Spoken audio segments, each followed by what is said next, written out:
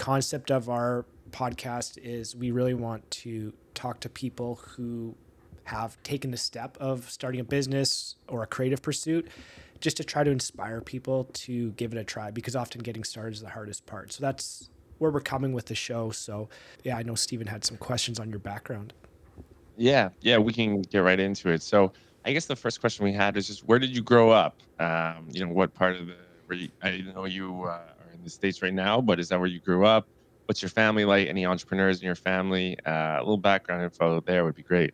Well, my mom had her own store, like a retail store, and she was also a manager at Nutrisystem and Weight Watchers, so she managed stores as well. So yeah, so there's definitely some business background there. My dad is a medical doctor and scientist, so I not really business background, but certainly a highly technical background. And my grandfather was an architect actually in Paris and built a lot of the post World War II kind of residential buildings in one of the suburbs there. Which is kind of interesting because that's a bit of kind of like a business. Yeah, very cool. And where did you grow up in the U.S.? I grew up in New York, so I grew up in the New York City suburbs, and yeah.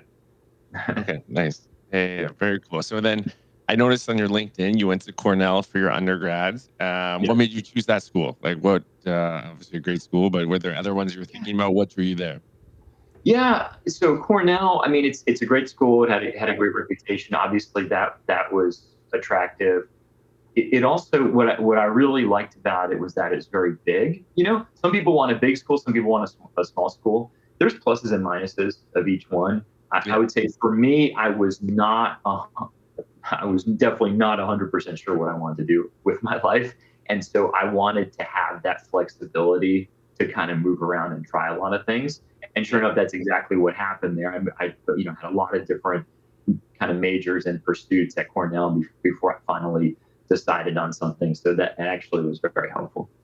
Oh, great. So you went to Cornell, which obviously, as you said, Ivy League school, great reputation. I imagine when you graduated, there's obviously the opportunity to go get, a high paying job on Wall Street or consulting or something like that. But you went the military route. So what was sort of the inspiration behind doing that?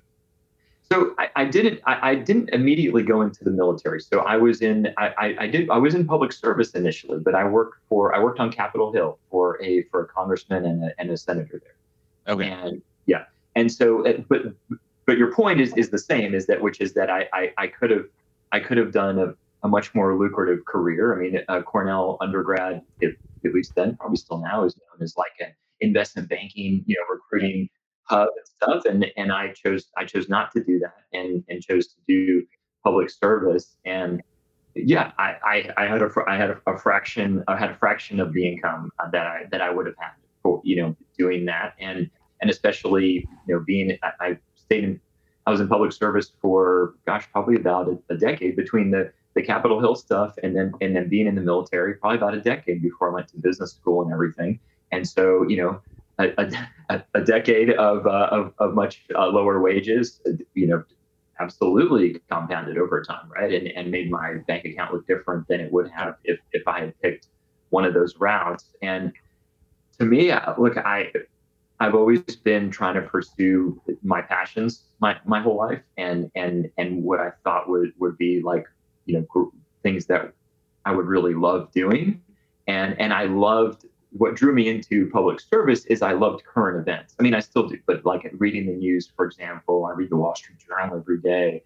I have since college, right? So it's a long time, like 20 years now, a lot of issues, and I love being up on that kind of thing and what's going on in the world, and also being able to participate in it, right? Which as like especially a young Capitol Hill staffer, you do get to participate to some extent in what happens like on the national stage and stuff like that. So that was, I mean, really, really interesting, and I loved it. I thought it was very impactful, and then I had it was really to get to the military part. I had a childhood dream to be a ship officer, and that was from having books and games about ships when I was a kid.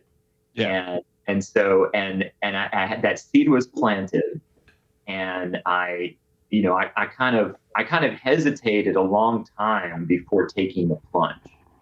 And so like that was, you know, maybe if I would say like a regret in life is I hesitated a long time. I was a Capitol Hill staffer for several years. And then I waited until about the age limit, basically, which for that kind of job, like a combat related job, was 29, before finally submitting an application. And the process was so convoluted, it probably still is, that it took like a couple of years to actually get in and join. So I was, a lot older than the average, person in boot camp, so to speak. And it was, so yeah, it was interesting. I mean, it was definitely, absolutely fascinating experience, difficult, very, very challenging. Yeah. So it sounds like you kind of took two leaps in your life. Obviously, you've started a business, which we'll get to later, but then, sounds like you kind of took an unconventional route of going from Capitol Hill to the military as like, an older enlistment. So do you remember like at that time, like, did you feel like you had, like, was it tough for you to, I imagine like everyone in your life knows you as you're on Capitol Hill, you're building a career. Now all of a sudden you're doing this big pivot, like you're doing something totally different.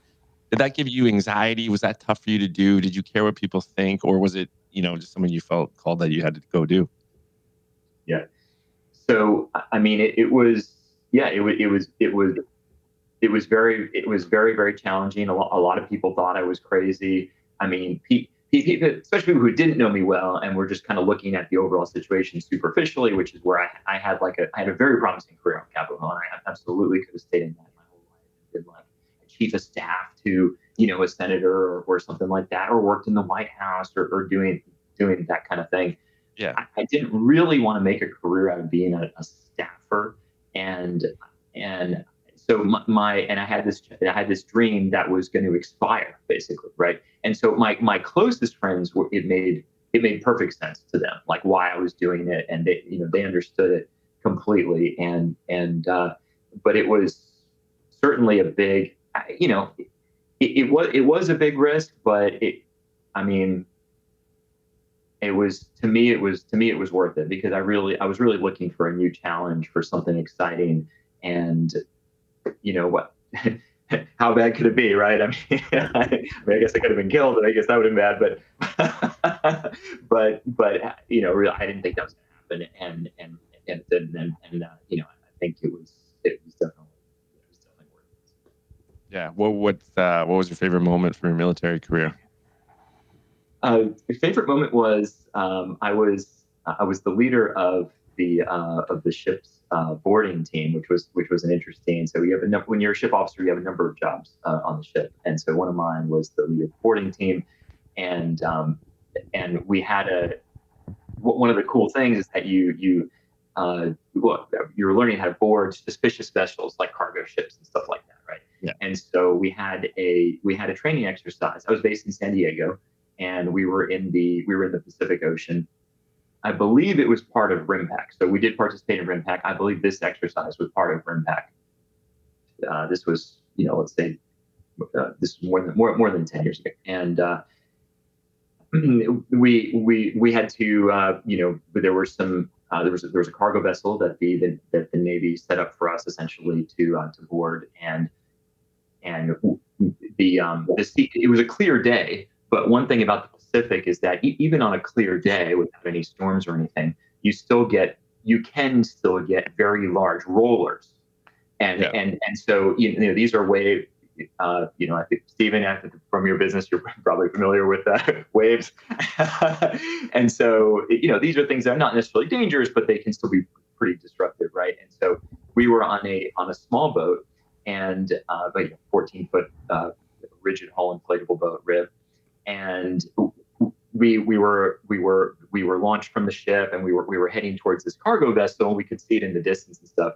But because the rollers were probably about 10 feet that day, you could only see the cargo ship at the top of the roller. And then you go in the bottom, you don't see anything other than water, right? And so every like 10 seconds, we would see the cargo ship and it's like a little bigger every 10 seconds. Yeah. right, for like minutes, right? I mean, so that was really, really exciting. And then we had to board the ship using a grappling hook, essentially, and a caving ladder with all of our gear and ammunition and weapons and stuff like that, which was wild. And that was a really, really just fun experience. And it was training, so it wasn't dangerous. I didn't have to worry about that. And so yeah, it was good. So I'm curious how it works if you enlist and you end up being someone who's super sensitive to being like seasick. Obviously, that would prevent you. Do they filter you out by that? Yeah, so they definitely do not filter out by that.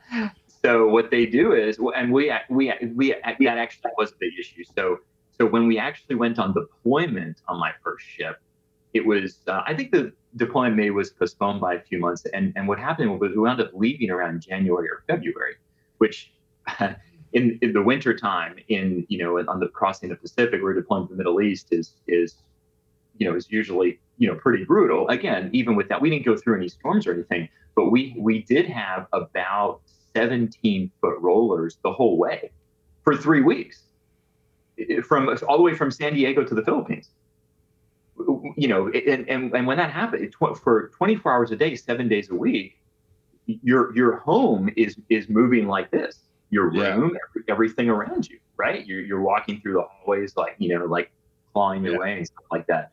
And so, and yes, literally about half the ship was seasick, including the captain. Right? So, and yeah, and I didn't get seasick, so I was not one of the half, but a lot of my people did, and they basically, I mean, those people basically spent all of their free time just laying in their rack, so to speak, like recovering and stuff. And the ship did issue them like the patches, the medication and stuff like that, which I think was really helpful for them. But yeah, no, that was a brutal 3 weeks. Yeah. So you're in the military, and then obviously you went and did your MBA and eventually got into finance. So when you enlisted, was the plan always to go back into the corporate world, be an MBA? Was this something like you were in this world and you realized you didn't want to do it forever? Like, what was kind of the thought process behind going back and doing your MBA? Yeah. Well, look, I mean, the military was so the ship life wasn't what I thought it was going to be. It was like very, I was imagining doing a lot of training for warfare and stuff like that. But in reality, probably about 90% of the job of a ship officer, but at least back then, it's probably still like that. But it was basically administrative. It was basically paperwork. Yeah. And you're doing paperwork on it. The ship is like a big office building, and you're doing paperwork and doing printouts and getting signatures for things, walking around this ship. Like that was basically most of the job. Yeah, it's like an office building that's just moving up. Yeah, in an office building that's moving like that, and you're clawing through, holding folders of paperwork to get signatures. I kid you not, that was most of the job. So, and writing out instructions and things like that. Like it was very bureaucratic. It wasn't what I was. It wasn't what I thought it was. And what I did was actually about a couple of years into my Navy service, I did what I was. I did what I applied for what I was debating doing it from the beginning, which was I applied to transfer to the Marine Corps actually.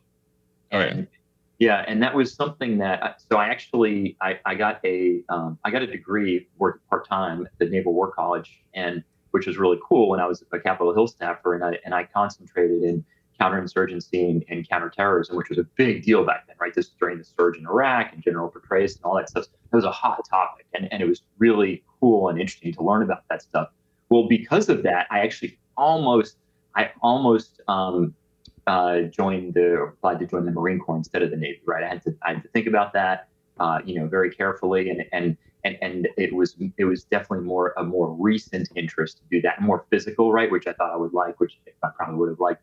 And ultimately, I went with the Navy because since it was my childhood dream. I actually figured I would regret it the most if I didn't do it, right? So let's say I do the Marine Corps, obviously I have a chance of being killed in the Marine Corps, whatever. But I wasn't I was okay to do whatever needed to be done for my country. But I guess what I was thinking is that I would regret it, especially if I didn't love, for whatever reason I didn't love the Marines. I would regret it, right? And so so that 2 years in, I actually applied to transfer to the Marine Corps, and that was literally probably a month before the application deadline. The Obama announced the end of the war in Afghanistan and the downsizing of the Marine Corps and the Army, and so they didn't take any transfers. And so at that point, I had to really think about, like, okay, now what do I want to do next, right? Like, do I want to keep kind of applying for other? And the Army also basically ended their blue to gold, was blue to green program at that time too, right? That was another like backup plan, right? And so, so I was thinking, like, okay, do I keep trying to do kind of military related things right now, or let's think about the life bucket list, right? And I did a lot of kind of like economic stuff when I was on Capitol Hill advising those guys, like the congressman and the senator and everything.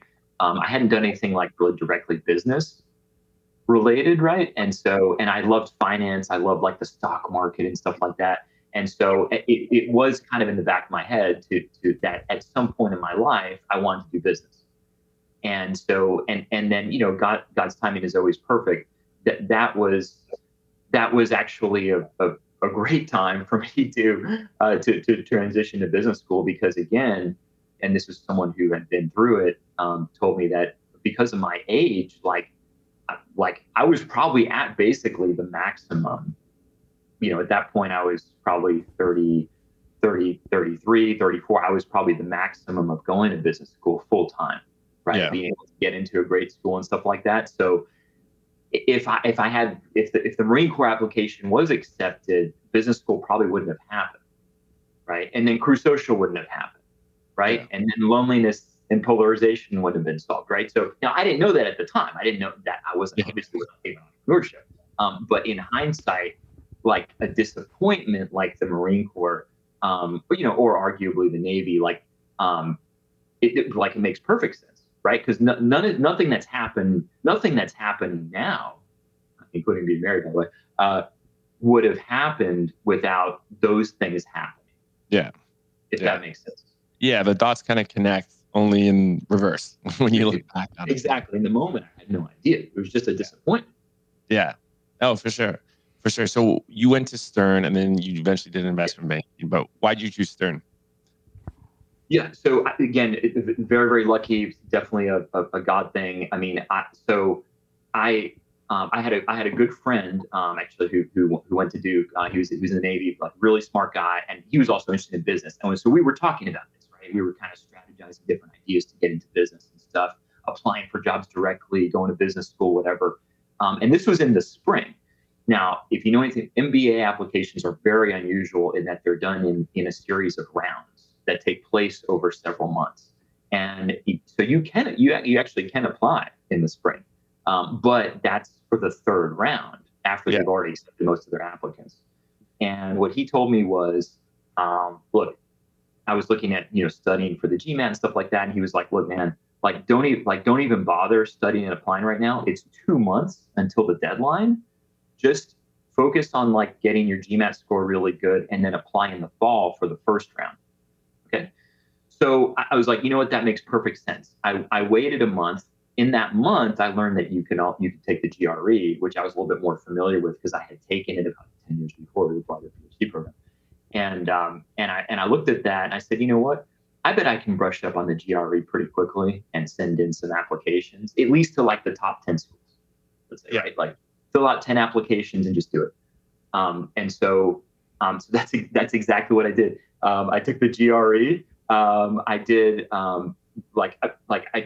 I guess I'll put it this way. Like I did well enough, That definitely was not a perfect score, but it was like a good score. I actually don't remember what it was, but it was a good score. Definitely not amazing. And I put in those 10 applications last minute for a third round. I got recommendations from my supervisor on the ship and stuff, who was very supportive. And I got into one school, right?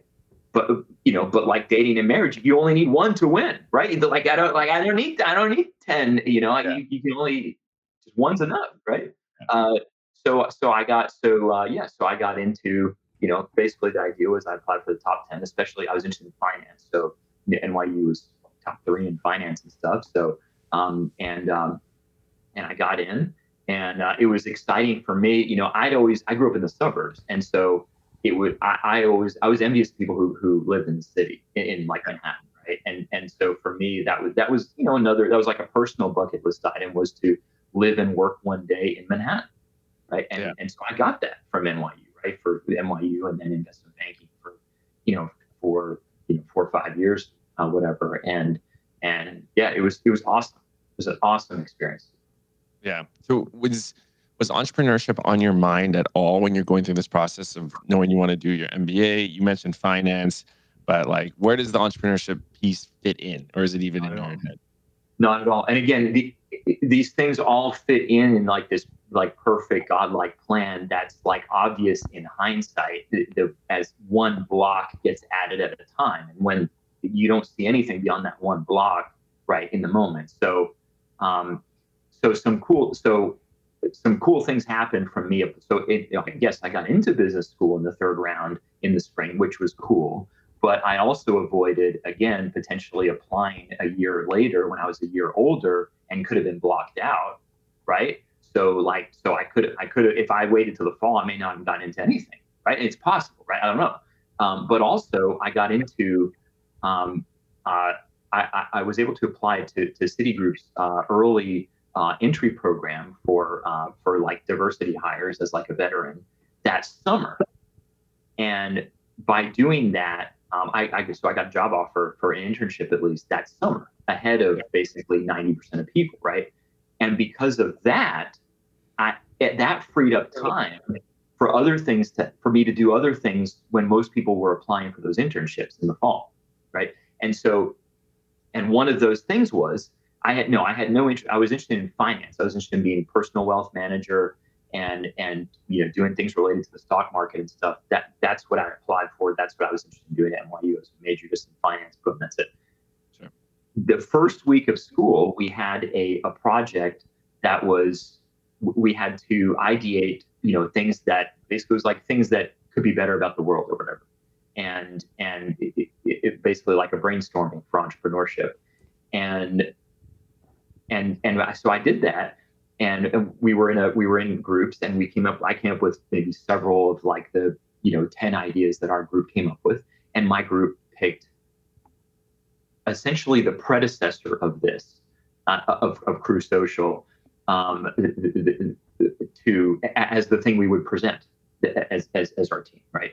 And so the reason why that idea came up, and the reason why the Krew Social idea came up, is because I moved to New York City in the summer, because I had applied and I got out, and I got out of the Navy, and I got into this program. And so I moved in the summer, a few months before school started.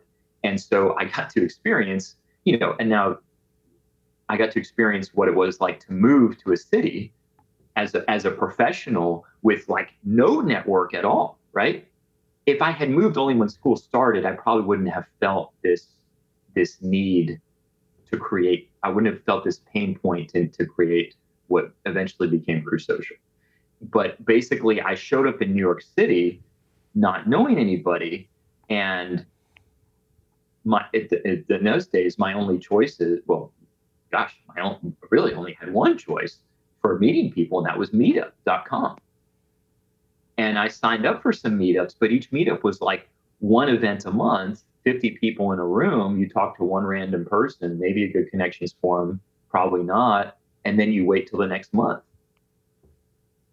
Right. And it was very inadequate. Right. And then eventually other technologies were added, but that also weren't very helpful. So like Facebook groups, Bumble BFF, swiping for friends that, didn't make any sense. And so one of the ideas when we met that fall in orientation week, I said, look, people need a way to meet people in it that actually makes sense, that's intuitive, right? Yeah. And what's intuitive is thousands. Just think about how you make friends in general, right? It's through doing a lot of casual small group activities, right? It's not through a 50-person event, which introverts won't even go to begin with. Yeah. And if they do, they're not going to talk to anyone they don't know or already know, right? So, but even extroverts, it's very tedious, right? There needed to be something that was like thousands of casual hangouts, right? Where it's like, if I wanted to go on a bike ride tomorrow with 5 people, I could do it. And still to this day, there really isn't any way to do that. I mean, Krew is bringing that kind of technology to the masses, and we're still very early stage. But that was basically the idea. And so, and they were like, yeah, that makes a lot of sense. Like there should be something like that. And so, yeah, that was presented to the class, and then, the class liked it and voted on stuff like that. But that was that. So each of those things, whatever, leaving the Navy, not getting into the Marine Corps, getting into Stern early, like that all led to where I am now, but without me knowing it. Yeah. Yeah, no, that's funny because I did my MBA as well at U of Toronto, and the same thing. We had a class, and that's where I pitched Preacher, and then people liked it, and then that kind of gave me like the confidence to go with it. But so you did your MBA, you went into investment banking for a few years, and then you went and worked at Defense Innovation Unit for a few years. So you had, a corporate career for I think it was 4 or 5 years, and then at that point you launched your business, Krew Social. So I'm curious, like at that point where you're actually considering launching it, because you've invested a lot of time, a lot of money doing an MBA. And what's interesting is like you, and similar, we spoke with Kristen about this, is there's a very straight path when you're having a lot of success in the corporate world. You know, Yeah. it's going to be lucrative as long as you do the right things. And it's a very secure path to, financial freedom, all that stuff. But you decided to start a business. So what was that time period of your life like where you were going to make that leap to start your business? Did you have a lot of anxiety around it? Was it similar to when you left Capitol Hill to join the military? Why did you feel at that time that you had to start the business? And what do you remember about that time? Yeah. So, I mean, yeah, there were a number of like transitions that happened in that time. So for one, because I didn't have to worry about recruiting for my internship for investment banking, I could spend a significant amount of time in Stern's essentially kind of incubator accelerator program called the Berkeley Challenge, and I basically incubated this idea for part time for both years that I was at Stern.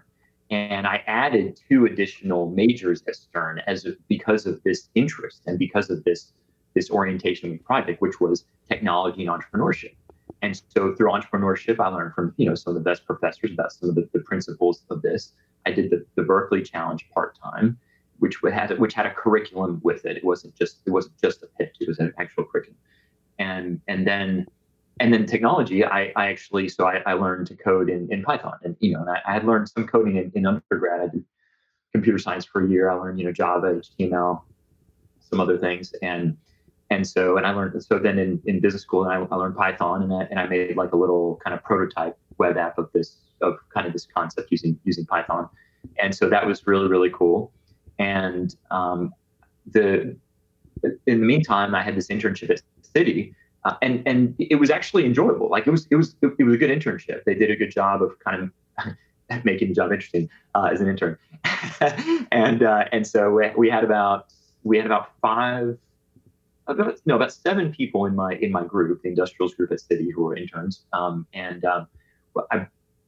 believe we all got offers to return, and we all accepted them. And then but then when the job started, there was the full-time job is very different than the internship. I'll put it that way. And then another kind of, there was a weird, in that year, when we started full-time, there was a weird kind of downturn in that specific vertical, and so that gave us an unusual amount of free time as investment bankers to think about anything else we might be interested in doing, right? Yeah.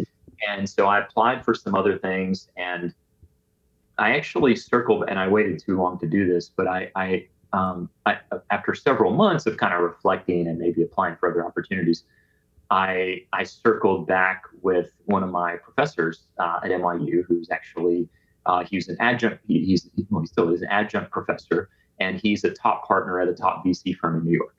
Okay.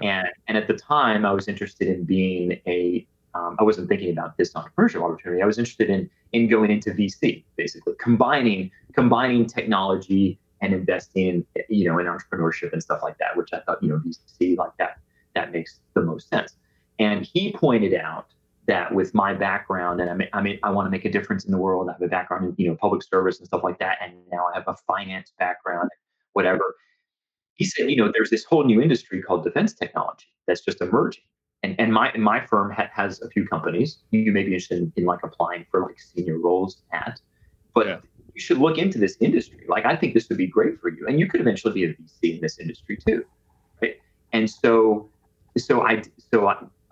I was considered to be chief of staff at one of his companies, which was a well-regarded AI company, even at the time. This was several years ago. Now I think it's probably the top AI company. And then I went to a conference. So I went to a Stern event that was at, I think it was at a hedge fund, and it was kind of like a networking event. And they were talking about the entrepreneurship opportunities and things like that. And I met someone there who was in this defense technology space. And he told me about this organization, this casual organization called DEF, Defense Entrepreneurship Forum. And they were having a conference in like 2 weeks in Colorado over the weekend. And so I was like, he's like, if you're interested in this industry, that'd be a great place to meet people, Yeah. And so I bought a ticket and I went to the conference over the weekend from Friday to Sunday. And I met people, and I met someone who had just left Defense Innovation Unit, and he knew about what was basically an unlisted job working in their Boston office. And he said, send me your resume and I'll send it to them. So that's what happened. So that, and then I didn't hear anything for like a month or so. And then he said, why don't you reach out to the head of the office on LinkedIn, which I did. I reached out on a Sunday night, and he responded like an hour later on Sunday night saying, can you talk tomorrow? Yeah. And I said, yeah. We had like a 5-minute conversation, and that was it. I basically had the job. Yeah. That was it. I moved to Boston. That was the transition. Yeah. So it was a good fit then. Yeah, when the door opens, right? There's like the verse in the Bible, right? The Lord opens doors you can't close. He closes doors you can't open. Yeah. He opens doors you can't close, right? He like pushes you into it, right? Which is like each of these things is kind of like that, right? So, yeah. So you went and worked there, and then you worked there for a few years. Yeah. So what made you eventually want to leave and start Krew Social? Yeah. So so fascinating job, really, really interesting. The defense technology space then was emerging. Now, funny enough, in the last like 3 years, it has exploded with like billions of dollars of venture capital funding and stuff like that. None of that was there when I started there. Maybe let's say a few years ago, more than a few years ago. I guess maybe several years ago. None of it was a very nascent field. There wasn't a bunch of investment, stuff like that. And so it was an absolutely fascinating job. I love it. I still love that industry. I'm still in touch with people there just to see how things are going and stuff, and see some of these companies that we were working with when they were small now exploding, right, with like hundreds of millions of dollars in funding and stuff, and doing a lot of great things, which is great. For me, like what it was really, it was really COVID that kind of triggered this. So when I was at DIU, what I was thinking, what I was doing, and I've even said this in my interview. People, they asked me what I want to do after, so it made sense. But what I was thinking was I would maybe start like a defense VC firm one day. Yeah. And this would be a great way to learn about how to do that, learn about the industry and stuff. And really that actually was kind of my plan until COVID happened. And COVID hit me like pretty hard. I mean, it was, I think the people who were hit hardest with COVID were, I would say in order, the people who died, the people, right? I mean, okay, I'm not going to compare myself to them, right? I mean, no, That's I off actually, the list. Yeah. yeah, I didn't even get sick. Like, so I did, yeah. What do I have to say about that, right? Yeah. And then the second most were people who had a loved one who died, right? Okay, Yeah. I didn't have that either, right? So I'm not going to like compare myself to them either, right? I didn't have that. Okay, category 3, I would say would definitely be single extroverts. Yeah. Be, being in solitary confinement for 2 years, that's a big freaking deal, you know? Yeah. Like, and actually just was listening to a Jordan Peterson podcast. This was, he just released it, I think probably like 10 days ago. It's just like, it's just a YouTube video. It's like 10 minutes. He's talking about this guy who I never even heard of. His name's like Tommy Robinson. He was arrested in the UK for some reason. And he's put in solitary confinement, which Jordan Peterson thought was unfair. But he's like, yeah, he could be in solitary confinement for like 9 months. And Jordan was saying like, and he may not even survive it. Right. You know, and then I think he went on to say, or maybe I heard somewhere else that like, in Greek society, in ancient Greece, solitary confinement was considered no, not solitary confinement. Exile was considered equivalent to the death penalty. Mm-hmm. And actually, Socrates was given the option of death of exile, and he chose the death penalty. That shows the power, right, of isolation, right? The power of loneliness, right? And so, so that was like a tough time, right? And everybody I knew, you know, the office I was in Boston was very small, and they were all married. And at least my perception of what was going on was, at least with my coworkers, they were having like a 12-month like snow day, hanging out with their family. Yeah. Right. And then you had a whole huge other population that was just hanging out at home, like listening to Clubhouse and watching like the Tiger Show on TV. Right. And then you had me. I didn't have it. So I was on, my job became, instead of meetings and travel and, you know, things like that, it became like 8 hours of Zoom calls a day. Yeah. It wasn't like, you know, I still had like the same amount of work in terms of hours and stuff, but it was Zoom calls with like zero, you know, in-person interaction. And then, you know, that went on for like, several months. And then I started to think about, you know, potentially a bright side of it, which would be that I could work remotely and work from anywhere. Right. So I started praying through like where I would want to live. And I really felt God telling me Florida for whatever reason. Yeah. Even though like I didn't have any connections here. So I came to visit, and I liked it. It was like I was like, oh, this is great. I visited a church here, you know, which I still go to, you know, really nice, and you know, met some nice people, and I was like, oh, this is cool, right? Tampa, right? This is really nice.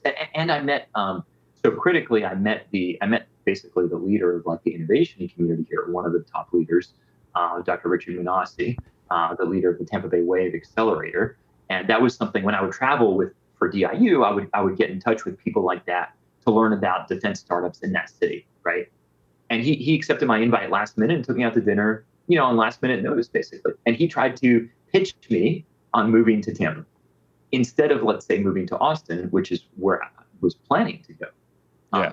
And by all rational means, you know, probably should have gone to Austin, not Tampa. But I just felt called to come, right? And he kind of convinced me. And then, you know, in terms of, you know, then what happened so that move, then, you know, I moved to Boston. I felt the need. Boston is a tough place for an outsider to move to, right? It's a little bit tribal. It's mostly people hanging out with their high school friends. Frankly, there's not like, everybody who's not from Boston who moved there as an adult had the same experience. Like like basically 100% of the people I talked to, right? And so that was a tough move personally and socially. And churches are very tiny in Boston as well. I mean, I found a church that was great, but it was very tiny. It's like 20 people, right? And so that, you know, that was different. And then, so that was a tough move, right? And I felt this need, right? This loneliness and the need for some kind of technology like this that time. And then the move in COVID happened. I moved to Tampa, same thing again. Right now, I've had several moves in my adult life. Yeah. Right. That's kind of my expertise. Is I'm a mover. Right. Yeah. And then and it was that combined with all this stuff about the the loneliness and how it was affecting people, and the need and the burning need to reopen cities just for mental health reasons, basically, and all the problems that were happening. And that's what and then it was one of my friends who was a big fan of what I was doing in college. He texted me. He was like, he just said, like, people need your app. People need it, right? And that's what I started reflecting on. I started praying about that. And ultimately I felt led to do it, to take the plunge, because it had been several years since I came up with the idea, and the technology hadn't changed, right? Every other technology had completely transformed in that several years, but like making a group of friends in a city hadn't really changed at all. Right? It was still like Meetup, Bumble BFF, maybe Facebook groups. 6 years before and 6 years later, that was it, right? And so, and I was like, I don't want, like, for one, maybe it's like my mission from God to do it. Like, maybe that's why it hasn't been solved, right? Maybe I'm supposed to do it. But also, it's kind of like, do I really want to wait another 6 years for someone else to do this? Yeah. Right? It's like, I mean, not just, I mean, yeah, I mean, personally, but also all the suffering for, okay, so we're going to impose this for another 6 years on, on the world. And so that was really kind of the thing that did it, was seeing that reopening and just feeling led to do it. And also, I was in a very strong position because I've been very prudent about, like, for example, management of my finances and stuff like that. I was in a very strong position, like, personally and financially, and I knew that I could withstand it. I knew I could withstand, for example, not having a salary for 2 or 3 years. Yeah. Right. So that's a big, like, when people are thinking about, oh, okay, should I start the business and stuff? There are a lot of factors on that, but like, if the business rationally makes sense, you should, but you should also, you should minimize the risk as much as you can by, like, doing as much as you can part-time. Right. Yeah. But if you are in a strong financial position, then you should take the plunge and make it full time. You should, right? Yeah. And you can always go back to doing a job and stuff like that, right? Yeah. But full time is very different than I mean, you can do so much more full time, right? So if you can do it, you should, as long as it makes sense. So did you have a prototype or anything at this point, or before you made the leap? I had nothing. I had like wireframes of kind of like previous from business school, like several years before. But but again, this is an idea that popped back into my head. I mean, literally before, like, a few weeks before I left to start it, I wasn't thinking about this. I was thinking about starting a VC fund, right? So it's not like I was, like, iterating this or anything, right? I had wireframes from several years before. And so no, I mean, really, like, there were so many steps to actually doing this, and like what we have today. I mean, but like the first step was making a list of, okay, what should the app do, right? Like, not even a wireframe, just what should it do, like what functions, right? Okay, and then think about, okay, well, now put that into a flow chart, and then it was like, okay, now make wireframes of it, and then it was like hire designers for like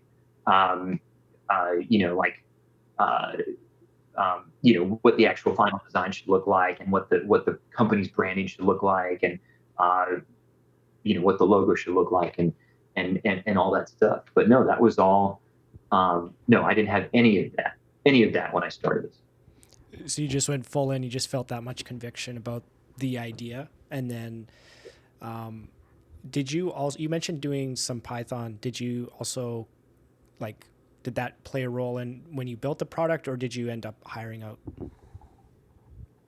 No, I didn't do any of the coding myself for this. It would have taken me a long time, like potentially years, to learn, like, mobile, especially mobile native. And because of the nature of this app, it really needed to be native, right? I mean, like, couldn't be a web app, really either on the desktop or really on the phone. Right? It really had to be to be effective, right? To be something that people would love, and that's a hard thing to learn. It's still a very in demand career. It hasn't that side hasn't been affected much by like recent IT layoffs, mobile development. Um, it, and so there were many steps of this, but like I got the plans, oriented, and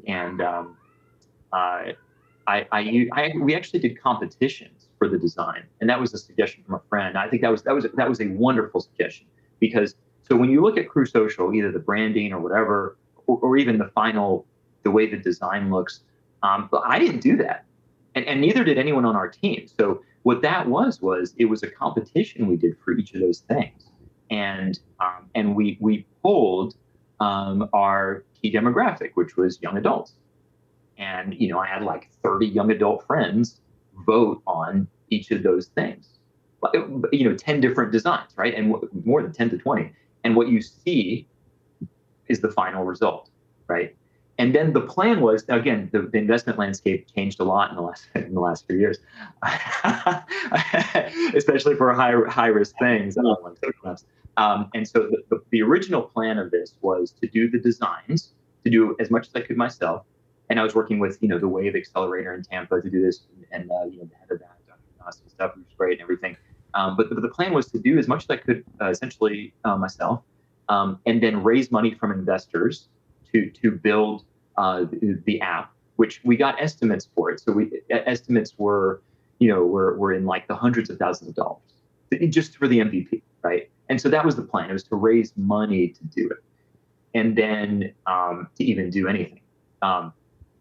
And then God opened another door, which was one of my friends, who actually one of the pastors at the church in Boston.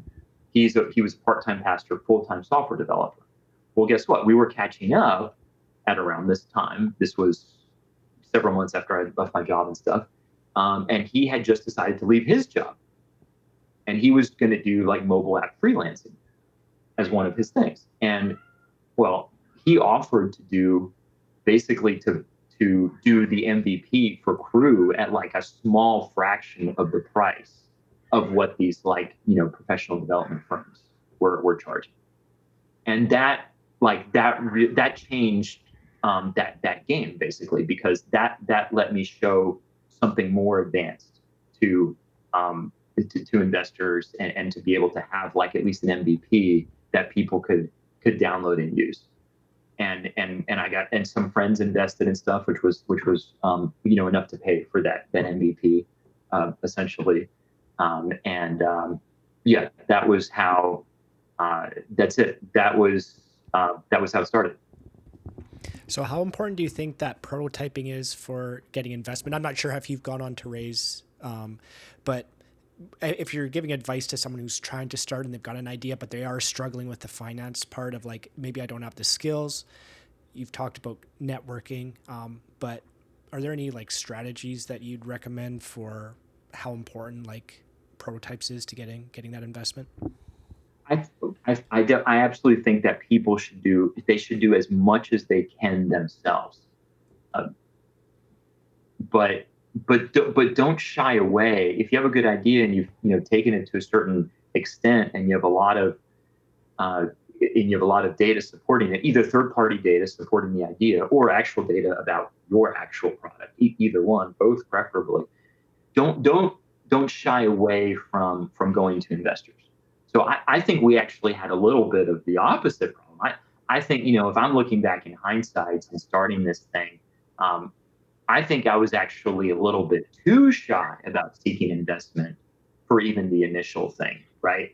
So yeah, we're seeking investment now, but now it's like we have like a $300,000 enterprise contract, or we've iterated like a business model. I mean, we basically we arguably did the whole pre-seed without the money. We did the pre-seed without the pre-seed, right? Which I think maybe that was unnecessary, because we didn't, I looked at the national news, I got kind of discouraged. And so I actually never really saw capital for the original idea, which was for a nationwide consumer launch of Krew. That would be like 10 major cities. We were going to raise, several $1,000,000 to do that. I actually never seriously pursued it because I felt like I needed to get a great like business model and revenue and stuff like that.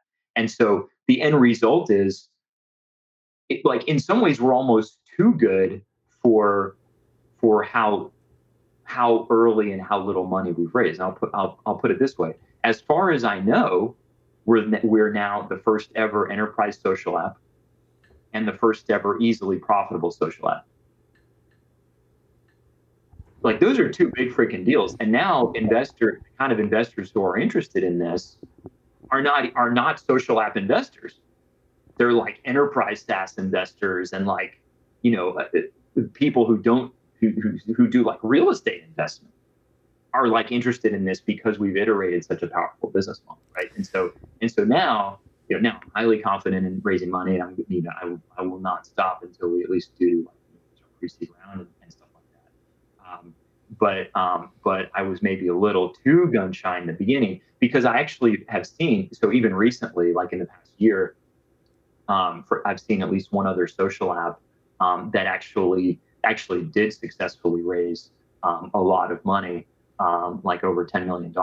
And in some ways, they actually have a lot less than we do, a lot less, right? In terms of like user reviews and stuff like that. And so that kind of changed my mindset a little bit, and now made me a little bit like, regretful in hindsight, like, well, maybe we should have done that. And then now then, Krew would be like essentially like a nationwide, consumer app. And then like we would be adding on the enterprise, like on top of that. Right. Which we can still do that. We can still get money to do a nationwide consumer launch. This is all part of God's plan. So it will all work out and make sense in hindsight. But yeah. So I think this is, we usually ask a few questions that are kind of like just about your personal journey. So, if you were looking back at yourself when you were 22, when you made that decision to go to Capitol Hill, was there any advice you would give to that 22-year-old version of yourself? Like, would you wish you went into entrepreneurship sooner? Are you happy with the route? Like, what would you say about now that you reflect on it? So I would say definitely follow your passions. So I went into public service initially after college, which was not the financially, the most financially lucrative thing that I could have done. Don't regret it at all. I mean, if you have an idea, yeah, even in college, like you should do something to pursue it, right? It should at least be a part-time pursuit. I mean, maybe you won't do it full-time as soon as you graduate, but it should at least be part-time. It should be pursued in some way. And now every college has like an incubator basically where you can do these things, right? Like I don't think Cornell had one when I went 20 years ago. They probably do now. NYU does. And so these are places where students can meet each other who are interested in starting projects, and they can get mentorship in terms of how to start things. And they absolutely should try. I mean, I'll tell you an idea that I had that I didn't pursue that became really big and made me regret a little bit. But so flavored seltzer, like that was one of my ideas in college. This Very was big 20, now.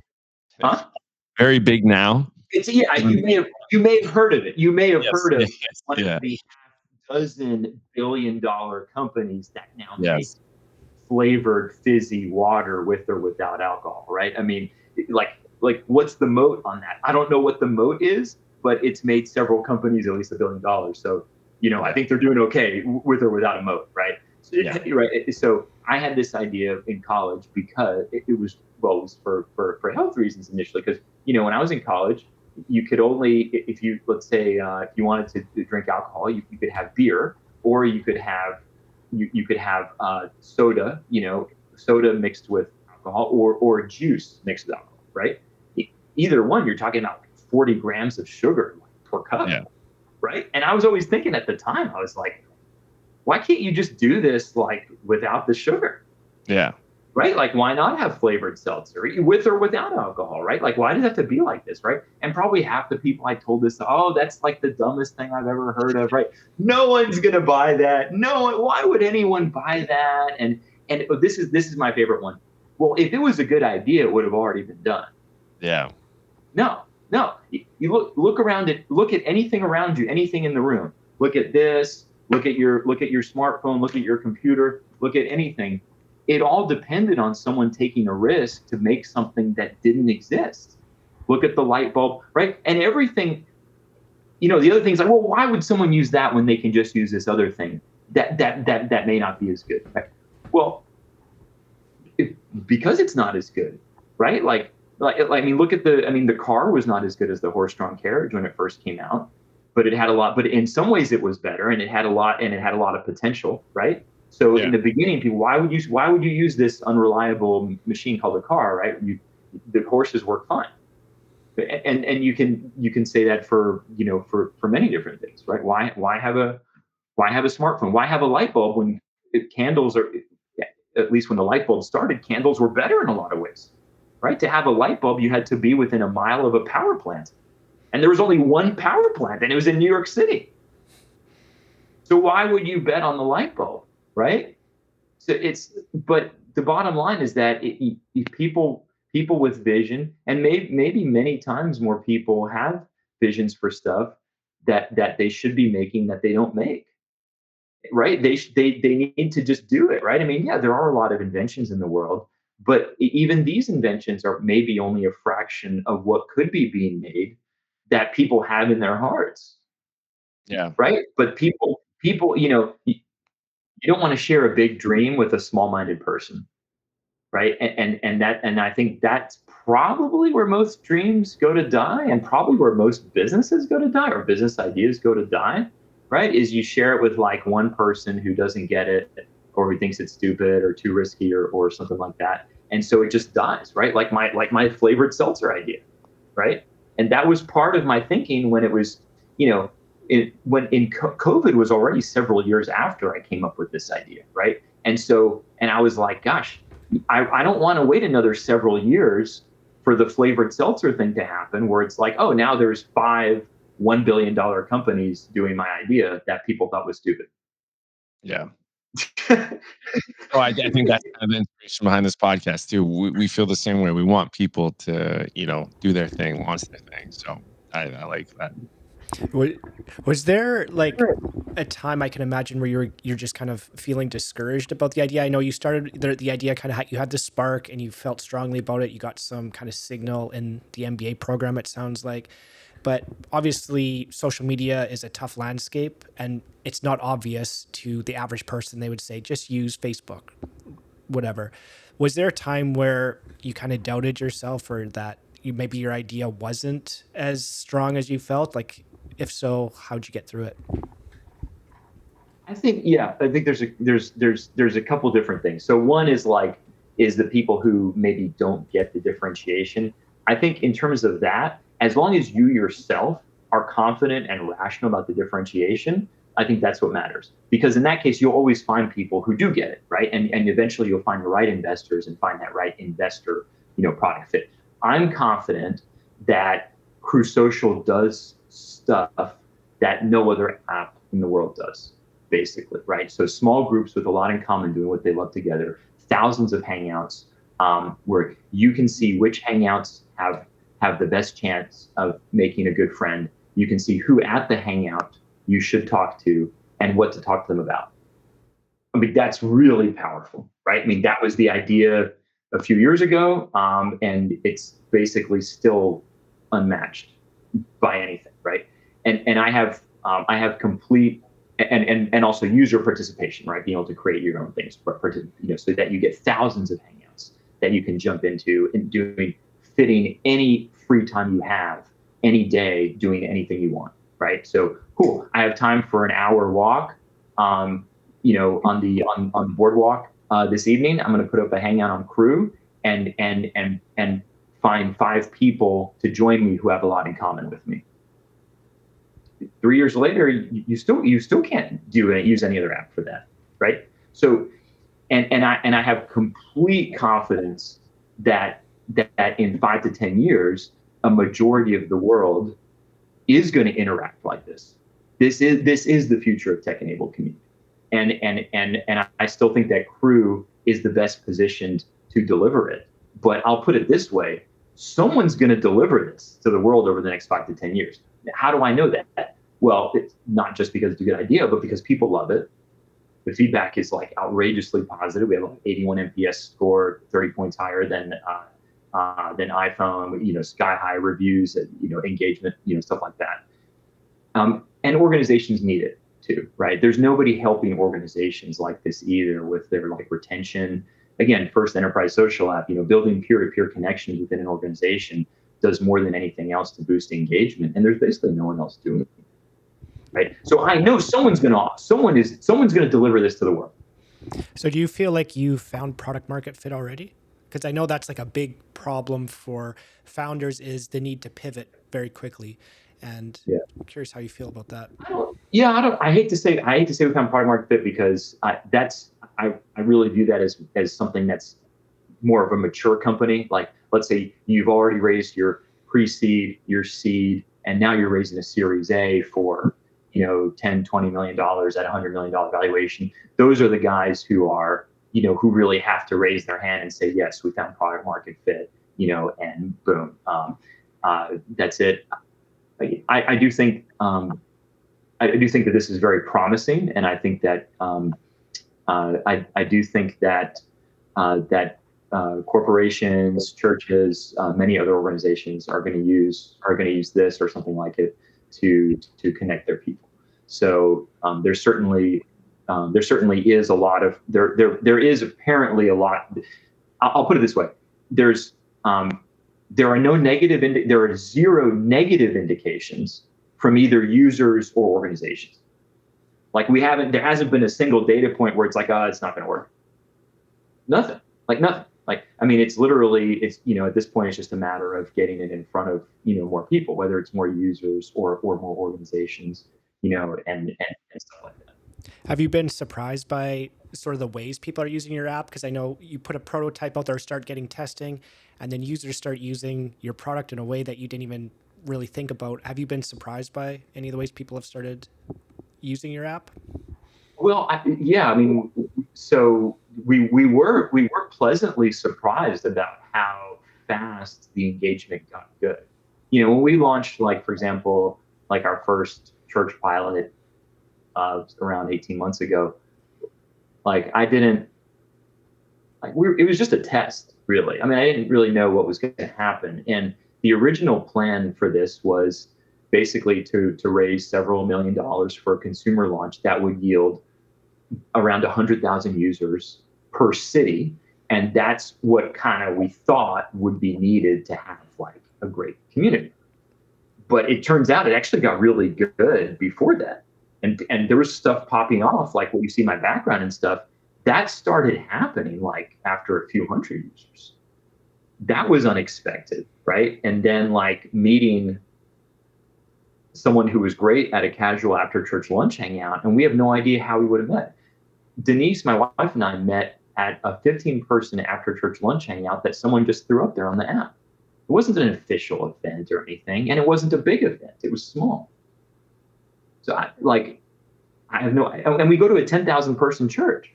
So I don't, and we were both active, but we were not in the same small group or volunteer team, which is the only way to meet someone that, especially at a big church, right? So I have no idea how we would have met without it. So I wasn't necessarily expecting that to happen either. Yeah. I was going to say one thing I've appreciated, and you've kind of touched on it as you've, shared your journey, is you viewed things and made decisions about like almost minimizing regret. I know you said that about joining the military, about joining the Navy as opposed to the Marines. But I guess one thing as you reflect, is there anything that you regret over your journey? Yeah, I mean, sure, I can share some regrets. I have shared some regrets. I mean, to summarize, I mean, off the top of my head, I can think of a few regrets.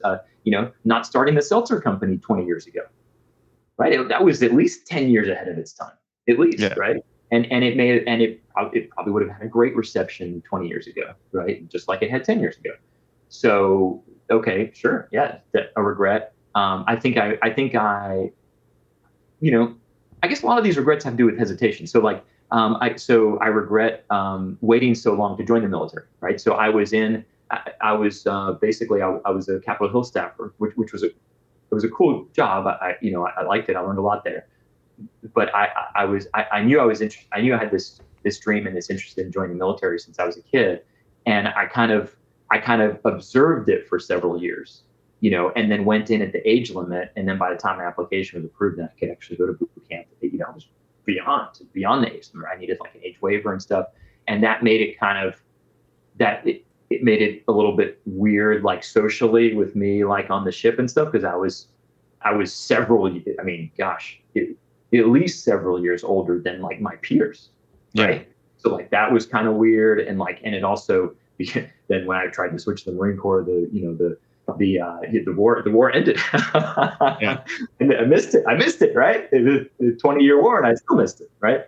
So how did I miss? Right? How could you miss that? Right? The bullseye is the side of like a planet, right? And I still missed it.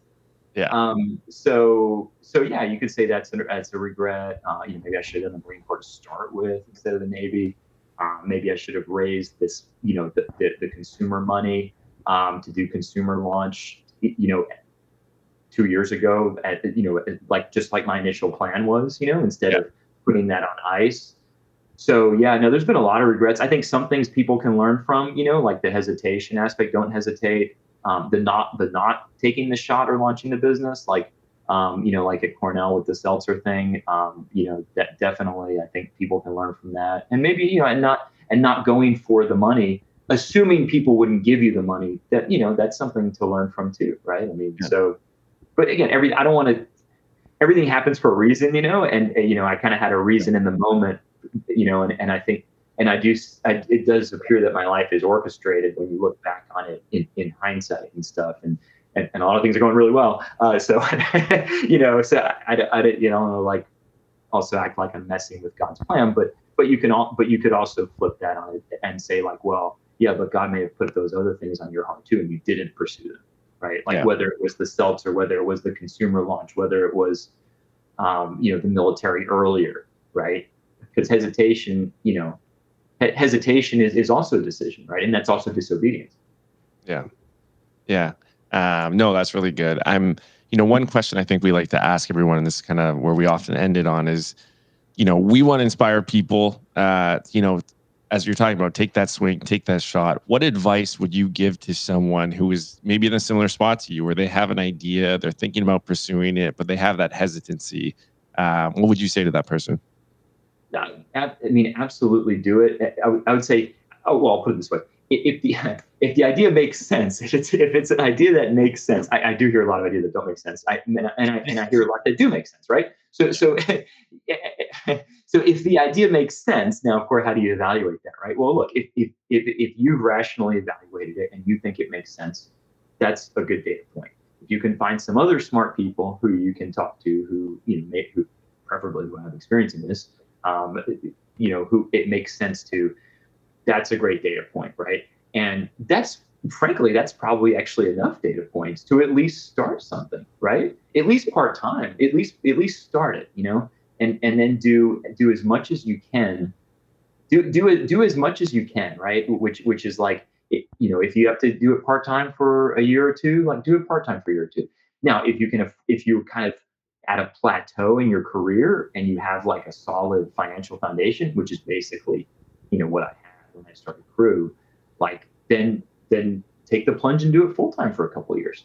Because you can always look, you'll accomplish many times more full time than you can part time. And frankly, most accelerators and even incubators, they won't even let you in if at least you are not full time. They won't even accept. They won't even consider your company. You won't even get to step up to the plate. So I did want to give you a chance to sort of maybe give the elevator pitch for Krew Social and describe some ways that people can learn more about it. Yeah, I know, absolutely. So it is available to the general public. We have not done anything really to promote to the public per se. The people can use it. There are things going on in Tampa. There's not much outside of Tampa. Again, a very small skeleton team. Stuff like that. Pre fundraise. But people can happy to try it out.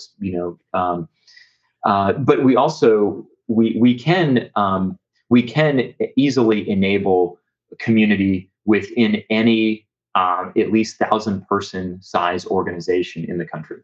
And so, if any listeners want something like this for their church, or for their corporation, or for their whatever organization, reach out to us, because something that we learned with this, which was very cool, which was not expected, was that the app actually works great with only starting with just a few hundred people in a private community, which is what enables this enterprise sensibility, right? And we know that if at least 1,000 are invited, a few hundred are going to sign up, and you're going to have a decent community, right? So if you have a 1,000-person church, 1,000-person corporation, 1,000-person whatever apartment building, you will have a good community on Krew Social, and you will meet people.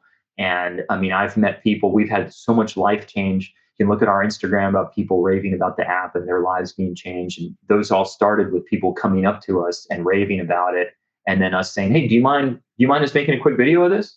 Like, that was the origin of all those, right? And Yeah. so, and my life has been changed as well. I mean, I met my wife on it, right? I met her like only a few months after the pilot community at my church launched, and and we had both been looking for someone for several years. Again, it's all part of God's plan. So God made me wait 10 years so that it could be this way with this person. Yeah. Yeah. No, yeah, that's amazing. Yeah, I see we have under a minute left, but we so appreciate you coming on. It's been fantastic to connect. I do really appreciate what you're trying to do with this too, because I think life's a lot more interesting if we're meeting people, going out, having fun, and making connections. So, very excited to see the journey of Krew Social. Hopefully, we can stay in touch, but really appreciate the time and you coming on. Yeah. All right. Well, thanks, guys. Appreciate it.